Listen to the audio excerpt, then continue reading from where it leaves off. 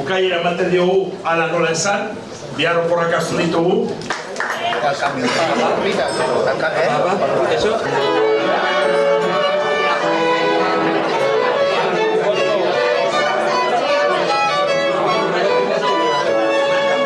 Urte batzuk ja afari hau egiten, pixka bat gure temporari agur esateko, ja urte berri batean sartzen gira gero bueltatzerakoan gurentzako, eta orduan bai, eta gero bezeroei eskerrak emateko erabada, eta langilei noski baita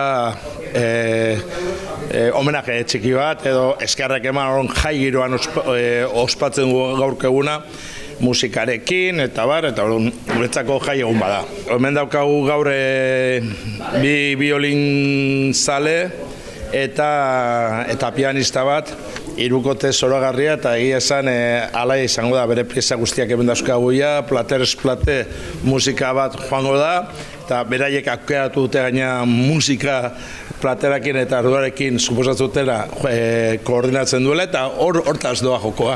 Daukagu 5 plater gatzatuak esan dezakegu, eta gero postre bat, azeko ginake tosta krujiente batekin antxoa ospindatua, eta garaiko kalabaza mermelada batekin, eta oliba berde eta piparrak tapenada batekin, oso kontrasteko pintxo bat.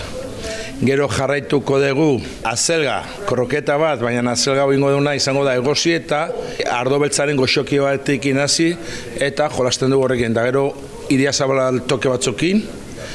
Gero horrengo platera hirugarren pasea izango da tomate erre bat, azken garaiko tomateak, ondarrabikoak, erreak iten ditugula, kalabaza edo barazki krema batekin eta ontxo salteatzu batzuekin.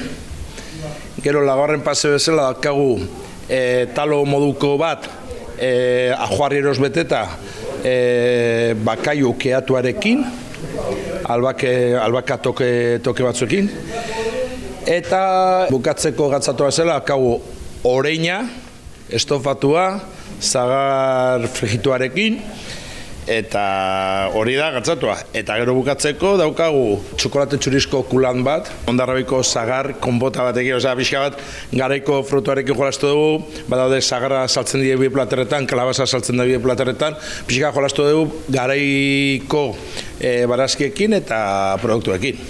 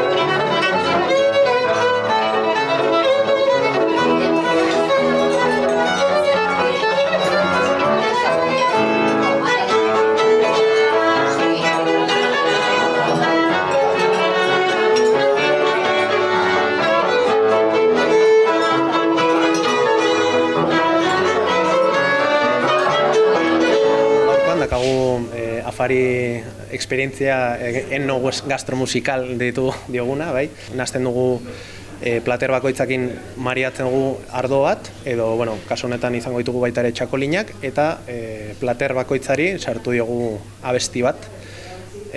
Pixkat plater bakoitzaren karakterrakin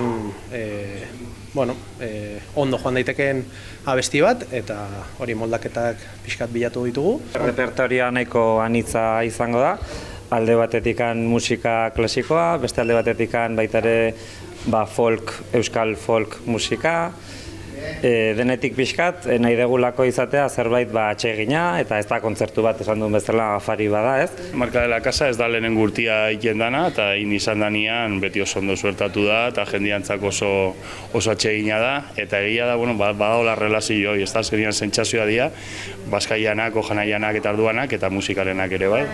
Eta orduan, maridaje hori nik uste dut oso procedentia dela. Está dentro de la necesaria, pero es algo perfil un poco diferente, ¿vale? No tienes carbónico. Yo soy Cristian, vengo de Bodegas Ondarre y bueno, esperamos pasar una gran noche, una gran cena y que la gente pues vaya aprendiendo un poco de lo que es la cultura del vino y que disfrute sobre todo de este gran día. Empezaremos con un cava, luego iremos a un blanco, luego pasaremos a un crianza y acabaremos con un reserva.